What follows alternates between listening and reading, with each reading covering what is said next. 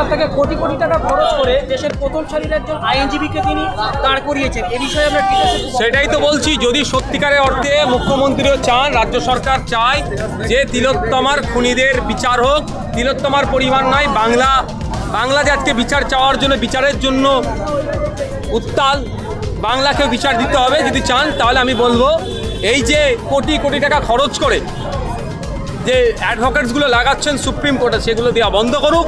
বরঞ্চ তিলোত্তমার মায়ের জন্য, তিলোত্তমার পরিবারের জন্য, তিলোত্তমার পিতার জন্য, তিলোত্তমার এত লাখ লাখ ভাইদের জন্য ওই অ্যাডভোকেটগুলোকে, যে স্বনামধন্য অ্যাডভোকেট বিকাশ রঞ্জন স্যার বিনামূল্যে লড়াই করছে, তার অ্যাসোসিয়েট হিসাবে বা তাদের সাথে মার্চ করে একসাথে লাগানো দেওয়ার ব্যবস্থা করুন। ছাত্র আন্দোলনের নামে, অভিভাবকদের আন্দোলনের ফলে কলকাতা পুলিশের একজন এএসআই এর চোখ নষ্ট হয়ে গিয়েছে। এ বিষয়ে আপনি কাকে দোষারোপ করবেন? দেখুন, কোনো মতেই কোনো হিংসাকে আমি প্রশ্রয় দিইনি, আর আগামীতেও দেবো না। এবার যে ঘটনা ঘটেছে, একজনের চোখ নষ্ট হয়েছে, সত্যি দুর্ভাগ্যজনক।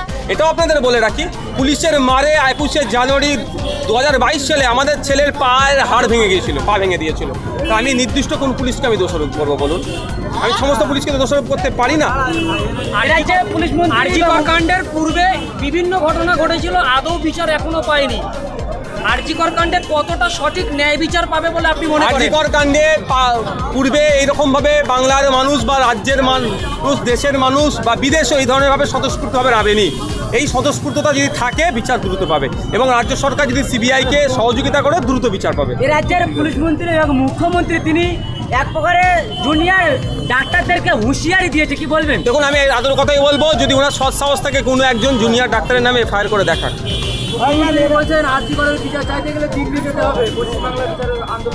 দেখুন, উনি অনেক কথা বলবেন, ইতিপূর্বে নকুর শর্মা নিয়ে অনেক বাজে মন্তব্য এই ধরনের করেছিল। কোথায় বিচার চাইবার জন্য আন্দোলন করতে হবে, মুখ্যমন্ত্রী আমাদের ডাইরেকশন দেবে না, ওনার প্রয়োজন নেই। আমরা যথেষ্ট আইন সম্পর্কে বুঝি, কোথায় চিৎকার করতে হবে না করতে হবে আমরা বুঝে নেব।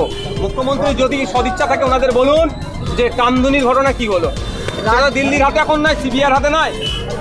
আপনার পাকিস্তানের ঘটনায় কি হলো, সেটা তখন সিবিআইয়ের হাতে নয়। এর জবাবগুলো চান তো।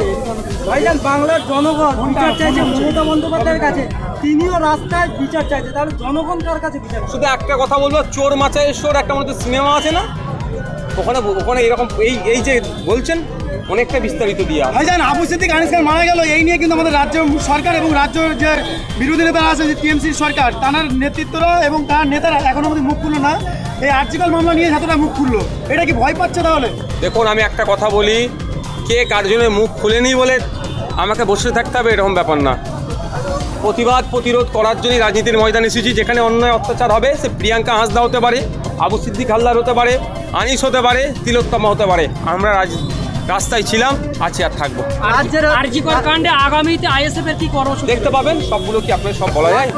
রাজ্যের হাতে ক্ষমতা থাকলে 7 দিনে বিচার পেয়ে যেত, মুখ্যমন্ত্রীর দাবি। নির্লজ্জের মতো কথা বলছেন। কামদুনি ঘটনা রাজ্যের হাতে ছিল, এখন কি করেছে 10 বছর ধরে? কদিন আগেই লোকসভা ভোটের সময় ডায়মন্ড হারবারে একটা হসপিটালের ডাক্তারকে সুসাইড করতে বাধ্য করিয়েছিল, যেখানে এখনো বিচার পেল না তার পরিবার। এই ধরনের অনেকে আছে। আনিসের ব্যাপারটা রাজ্য সরকারের হাতে আছে, আবু সিদ্দিকেরটা রাজ্য সরকার আছে, লাখো তাপসী মালিকেরটা আছে, এই ধরনের লাখো আছে, সেগুলো রাজ্য সরকার কি করেছে? জনগণের ভয়ে কি মমতা